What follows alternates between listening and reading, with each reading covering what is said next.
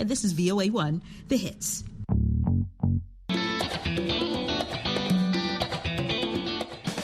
Welcome to Learning English, a daily 30-minute program from the Voice of America. I'm Jonathan Evans.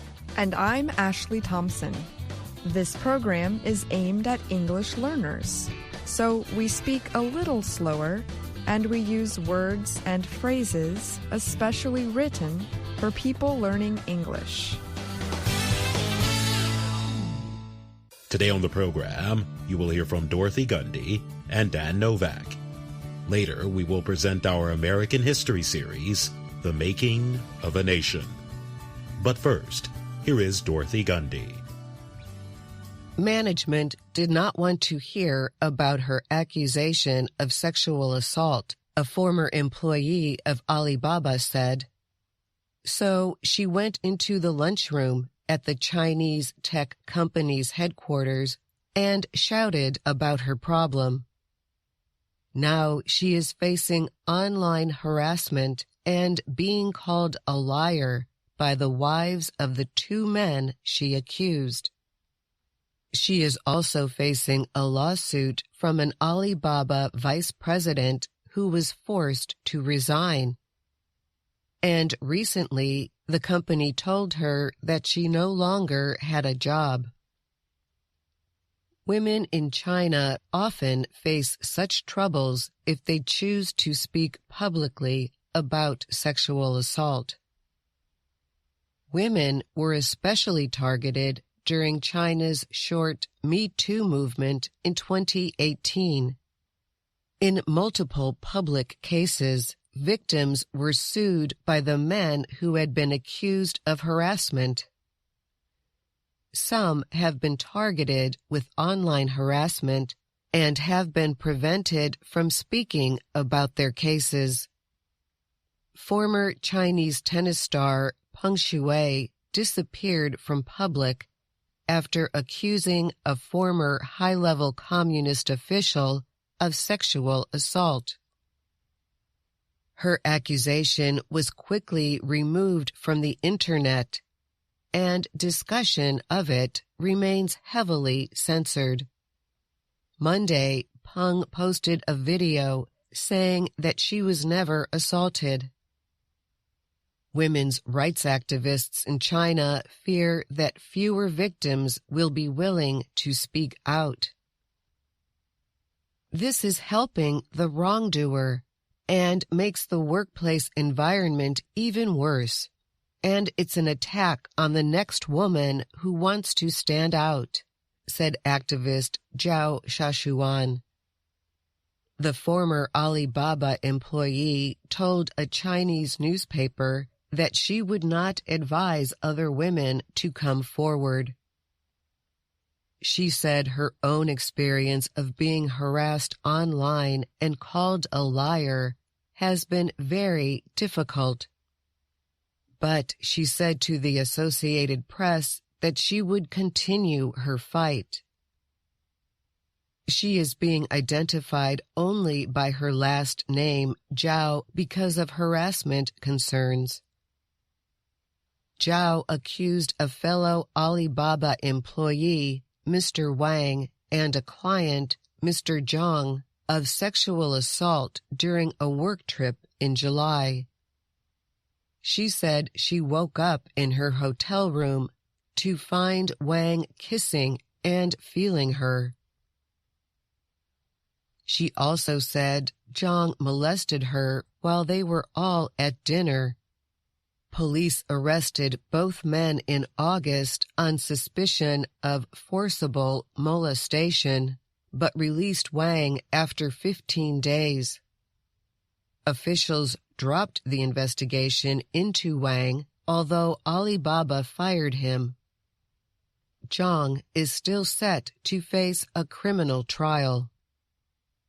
At first, Zhao thought she would get justice. Alibaba's CEO, Daniel Zhang, said in a public statement in August he would create an anti-sexual harassment policy. Senior leaders promised to improve management, she said. 2 executives, Zhao said, did not respond to her allegations, resigned. One has since sued her. So even though I was already covered in scars, I was still willing to trust the company and cooperate with the company, she told the AP. But last month, Alibaba fired her, saying she hurt the company. The letter said she was fired for spreading false information about her assault and about the company's handling of the issue. Alibaba has not answered requests for comments about Zhao's situation. Other victims have faced similar problems. Researchers at Yale Law School recently released a report about sexual harassment cases in China. The researchers found just 83 cases in public Chinese court records related to sexual harassment or molestation between 2018 and 2020. Of those, 77 were brought by the alleged harasser against companies or the victims. Victims sued their harassers in only 6 cases. Victims face a higher burden of proof in the courts, even when they are being sued. Experts say the national law against sexual harassment does not define any punishments. Enforcement depends on laws at the local level. Also, many companies do not have sexual harassment policies with clear ways for victims to seek justice. I'm Dorothy Gundy.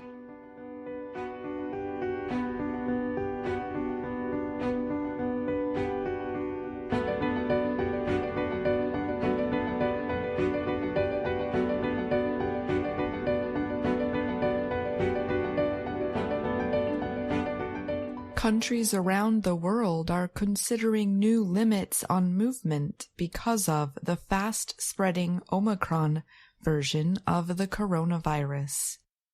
The proposed restrictions come as many people worldwide prepare to celebrate Christmas later this week.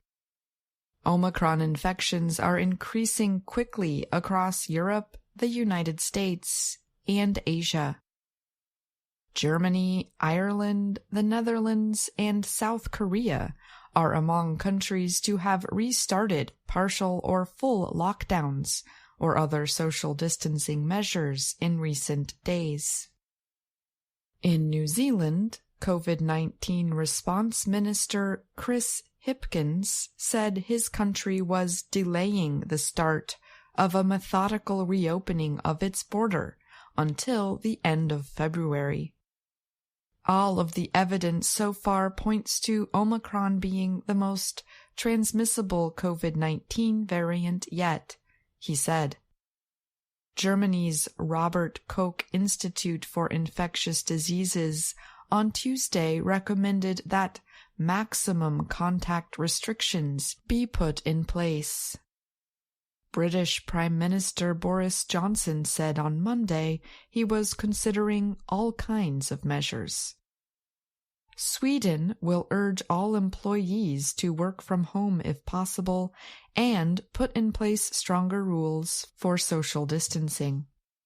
We must now take joint responsibility and we need to adapt to the new reality, Prime Minister Magdalena Andersson said at a news conference. In Denmark, Omicron is now the main version of the coronavirus. Health Minister Magnus Heunicke said, "Many countries in the West are hoping that booster vaccine shots will help control the spread of Omicron, as some studies have shown 2 shots may not be enough." The European Union's drug regulator is prepared for the possibility that vaccines may have to be changed to fight Omicron. There is no evidence that that will be necessary yet. In Australia, Omicron cases have risen, but hospitalizations remain low. Australian Prime Minister Scott Morrison urged state and territory leaders to avoid more lockdowns. We are not going back to lockdowns. We are going forward to live with this virus with common sense and responsibility, Morrison said. In the United States, the administration of President Joe Biden said it plans to buy 500 million COVID-19 tests that Americans can get online and use at home. Omicron was first found last month in southern Africa and Hong Kong. The form of the virus has been reported in at least 89 countries. The severity of illness it causes remains unclear, but the World Health Organization warned it is spreading faster than the Delta version and is causing infections in people already vaccinated or who have recovered from COVID-19.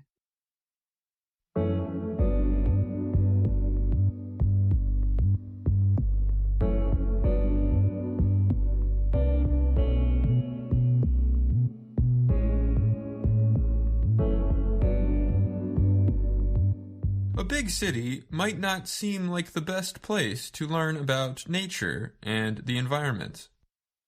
But one group in Washington, D.C. is trying to change that. City Blossoms is a non-profit organization with the goal of bringing nature to children who might not otherwise have green spaces. The organization has assisted in creating green space at 7 elementary schools, 2 high schools, and 18 early childhood centers across D.C. City Blossoms has its own educators who teach children lessons centered on gardening and nature.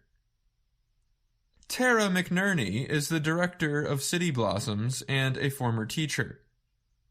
She said City Blossoms lessons center on environmental science, healthy living skills like cooking, and artistic expression.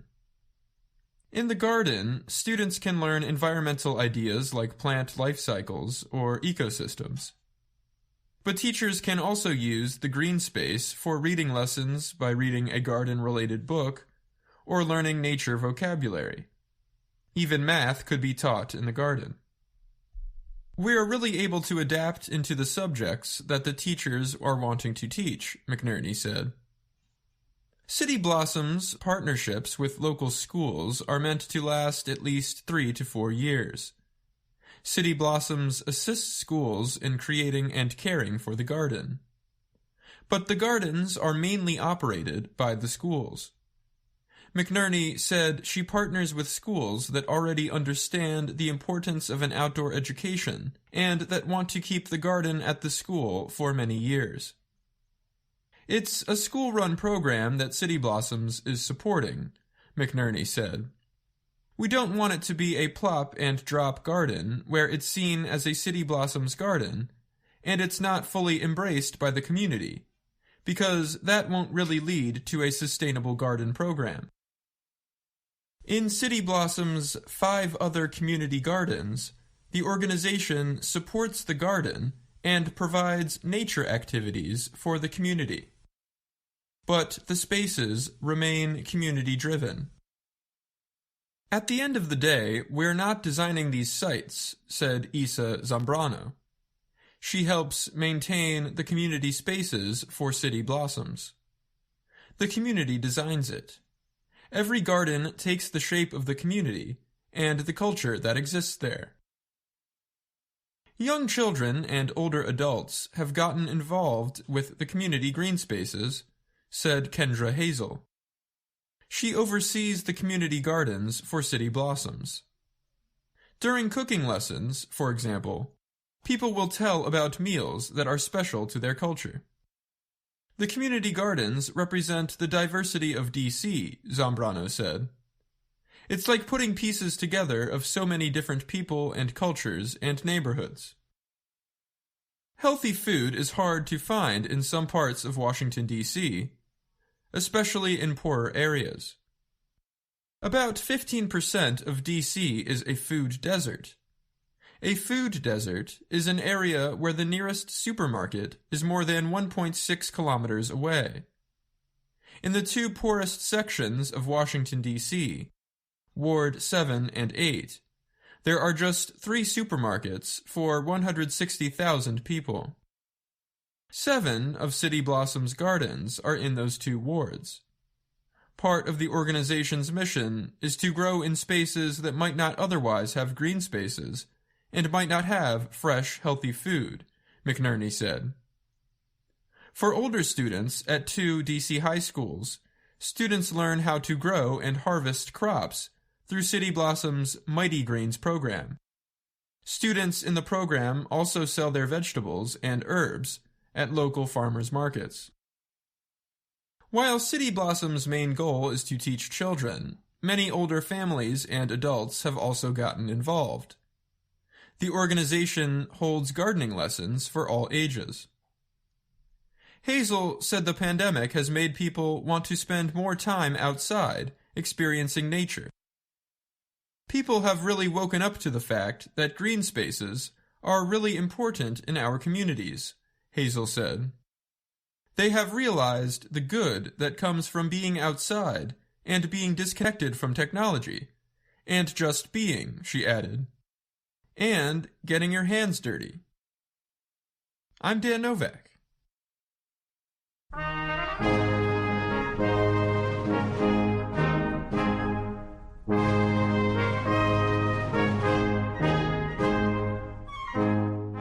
Welcome to The Making of a Nation, American History in VOA Special English. Grover Cleveland was elected President of the United States in 1884. He was the first Democratic Party candidate to win a presidential election in almost 28 years. Grover Cleveland defeated James Blaine, a senator from the Republican Party. The election was very close. Many Republicans did not vote for their own candidate. They voted for Cleveland instead. They believed he was honest and that Blaine was not. Kay Gallant and Harry Monroe tell us about the presidency of Grover Cleveland.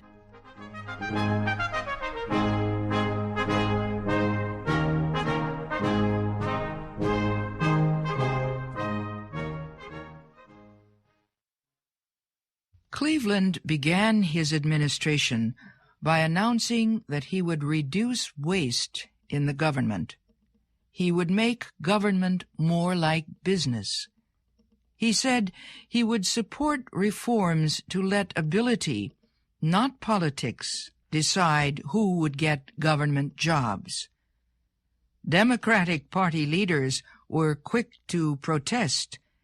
They explained to Cleveland that the party owed jobs to those who had worked for his victory. Cleveland had to compromise. He permitted about 80,000 government jobs to be taken from Republicans and given to Democrats. This left 12,000 jobs. These would be given to people who did the best on government examinations. Cleveland's decision angered Republican reformers who had voted for him. They accused him of surrendering to the leaders of the Democratic Party. On other issues, however, Cleveland refused to compromise. He opposed government economic aid to any industrial group. He vetoed a bill giving aid to farmers whose crops had failed. And he vetoed another bill giving more money to men who had served as soldiers during America's Civil War of the 1860s. The president also showed his independence by investigating gifts of public land that the government had made to the railroad, wood, and cattle industries. He found that many of these land grants were made illegally. He got back much of the land. He opened it to settlers. President Cleveland signed into law 2 bills he believed would improve government. One was the Electoral Count Act. It set new rules for counting the electoral votes of the states. It would prevent future disputes over presidential elections, like the one in 1876. The other bill changed the list of officials who could become president if the president and vice president died or were removed from office. First on the list, after the vice president, was the Secretary of State. Congress changed this law again in 1947, and there have been 4 amendments since then. Today, the Speaker of the House of Representatives would succeed the Vice President as President. Then would come the President pro tempore of the Senate, and then the Secretary of State. Grover Cleveland approved a bill giving the government control over the cost of railroad transportation. The bill was called the Interstate Commerce Act. It limited the amount of money railroads could demand from people who needed to travel or transport their goods. The law established the idea that the government could control industries when necessary for the public good. President Cleveland also was concerned about a growing number of labor disputes that took place in the United States in the late 1800s. He proposed that Congress create a labor committee to help settle the disputes. Congress failed to act on this proposal, but its lack of action did not stop the rise of a labor organization that had been formed a few years earlier. The group soon would become the most important labor union in the United States. It was the American Federation of Labor, or AFL. Led by Samuel Gompers, the AFL was different from earlier labor groups. It did not try to put all workers into one union. Instead, it tied together a number of different unions and gave them general leadership. The AFL was different in other ways. It did not oppose the economic system of capitalism. It said only that labor should get more of the earnings of capitalism. The AFL also opposed extremists who used labor protests to change the social system. What the AFL called for were things workers wanted immediately: higher wages, a shorter workday, better working conditions. One of its first demands was an 8-hour workday. This demand led to a number of strikes and protests throughout the country. The most serious incident took place in Chicago's Haymarket Square. More than 1,000 Union supporters went to a meeting there, organized by an extremist. They stood calmly and listened to speeches.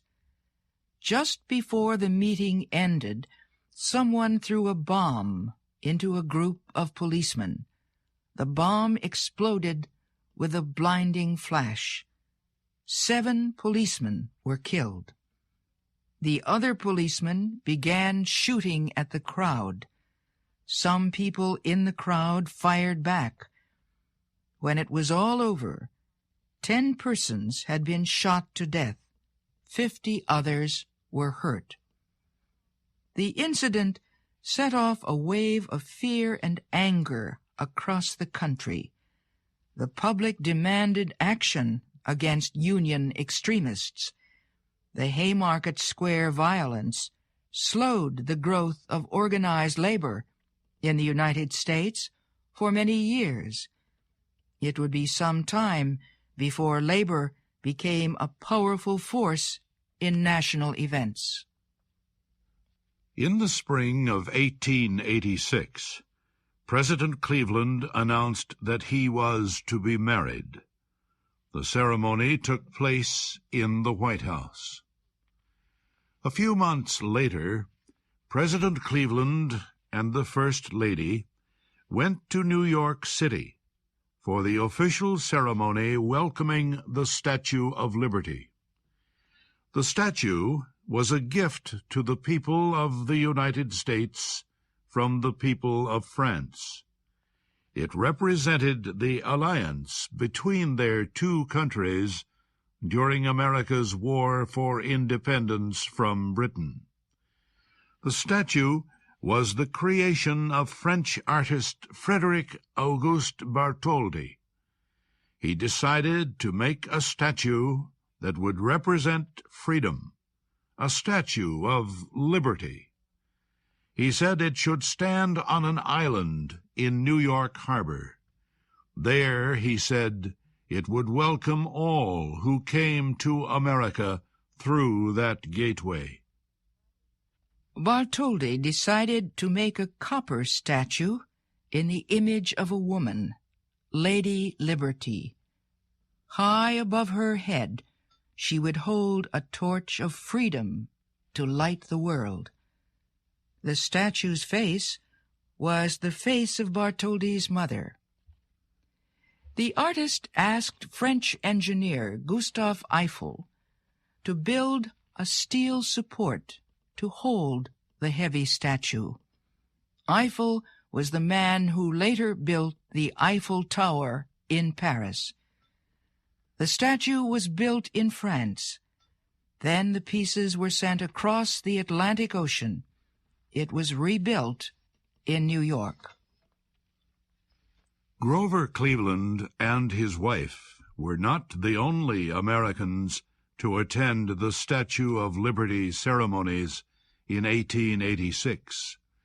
Thousands of people crowded onto ships in the harbor to watch the great event. Thousands of others crowded the shorelines around the harbor. Everyone cheered wildly when a signal was given and a huge cloth fell from the statue. Lady Liberty stood holding her torch high for freedom. Under her feet were the broken chains of tyranny. Below the statue was a poem. It called to the poor and oppressed people of the world. It told them to come to America to find a land of hope and freedom. Give me your tired, your poor, your huddled masses yearning to breathe free, the wretched refuse of your teeming shores. Send these, the homeless, tempest-tossed, to me. I lift my lamp beside the golden door. The Statue of Liberty was a great success. It was one of the great engineering wonders of its time, and it filled Americans with pride in their tradition of freedom and openness to people from all lands. And that's our program for today. Listen again tomorrow to learn English through stories from around the world. I'm Jonathan Evans. And I'm Ashley Thompson.